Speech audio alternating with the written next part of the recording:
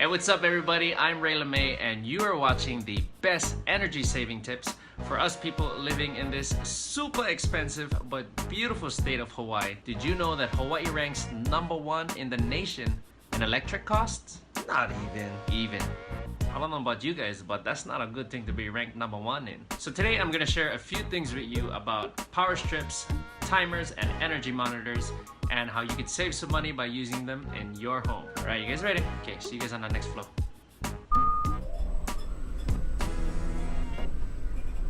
Here's a cheap and reasonable tip. Put mechanical timers on power strips that contain similar devices such as your entertainment center or computer setups. Here's a couple tips that are really good investments. Consider getting a smartphone controlled smart plug to automate your devices like your DVR to turn on and off. And if you don't know what a smartphone controlled smart plug is, it's pretty much one plug that goes into your outlet and then your phone can control them with one app for turn them on and off. Mean, eh?